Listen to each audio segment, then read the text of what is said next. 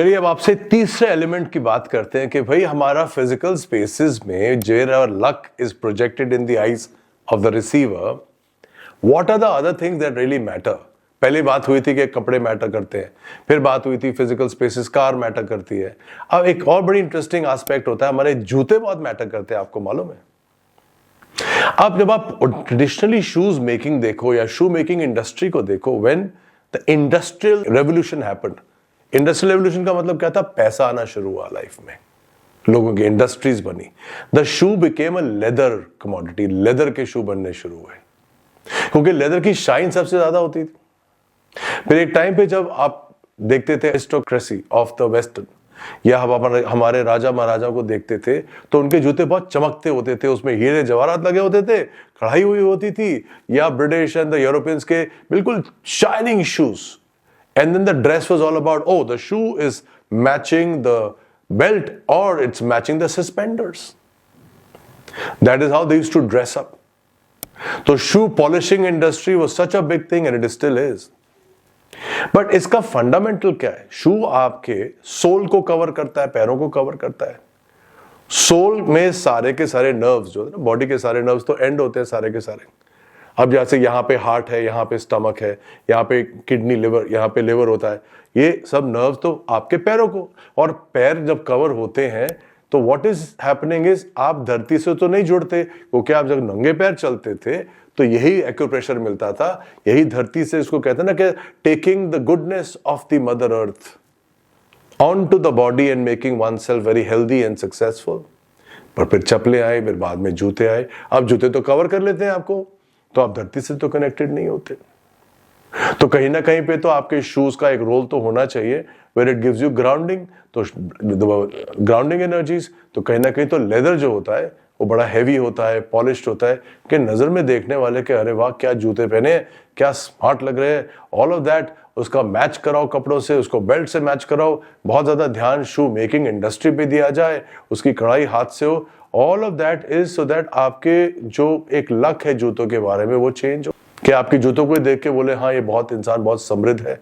अगर आप वो एनर्जी दे पा रहे हो या रिसीव कर पा रहे हो लोगों से, तो चलो भाई, नहीं हुई ग्राउंडिंग एनर्जी थोड़ी सी, बट लक तो कम नहीं हुई, क्योंकि आपने वो ब्लेसिंग्स सामने वाले से ही खींच ली, जूते से जो आपने अच्छे कपड़े या जूते पहन के करते हैं।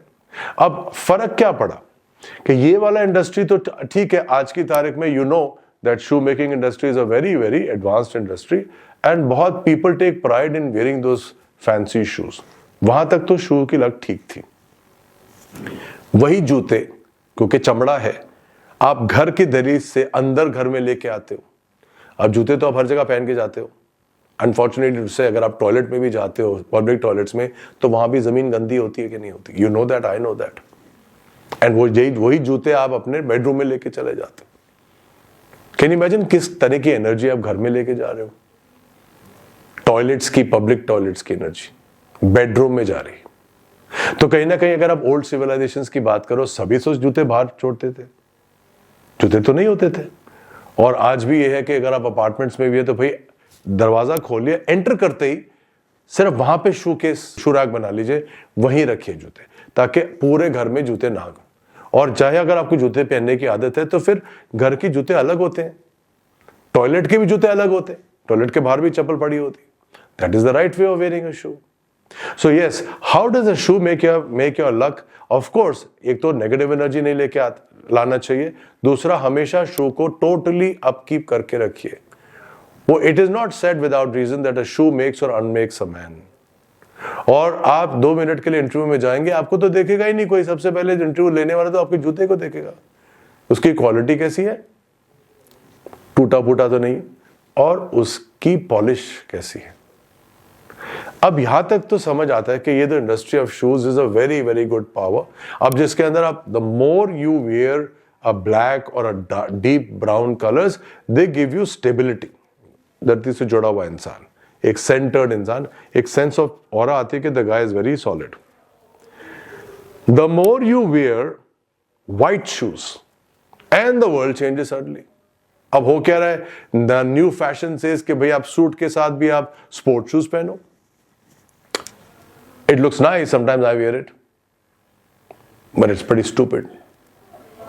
I tell you why is it stupid. White shoes की एक हमेशा मैं प्योर white shoes की बात कर रहा हूँ, मैं बाकी कलर shoes की बात नहीं कर रहा.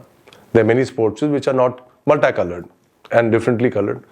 प्योर व्हाइट शू क्या करता है? प्योर व्हाइट शू ये कहता है कि एक तो आपको बहुत जल्दी जल्दी चलाता है, it makes you walk very fast.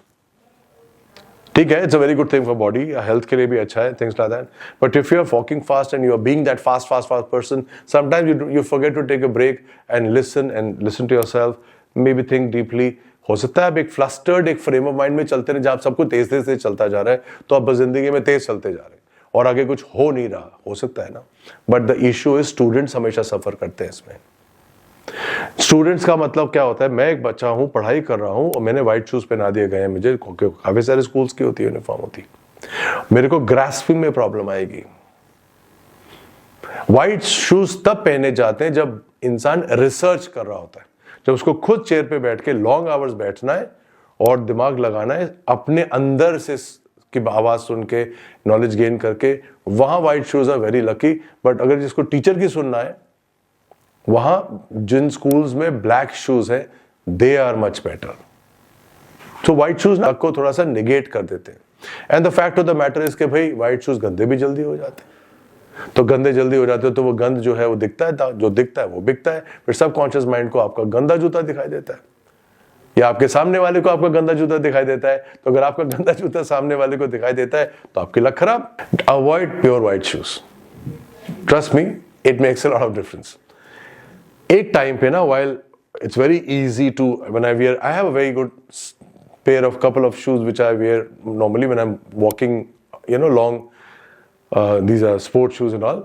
But जहाँ मेरा formal occasions होता है, I make sure that I'm wearing some kind of a leather solid shoe.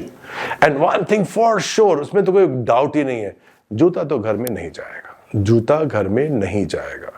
Otherwise अच्छे भले घर का, जहां एनर्जी भी ठीक था, जहां वास्तु चेक हो चुका है और सब कुछ राइट टिक ऑफ है, वही खराब हो जाता है over a period of time. So I hope you find this, because this is a very strong element.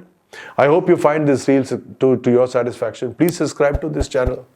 Please spread this knowledge out. We may be making mistakes without realizing it. Somebody may benefit a lot from these little bits of information that's coming your way. God bless you guys. Have a good one.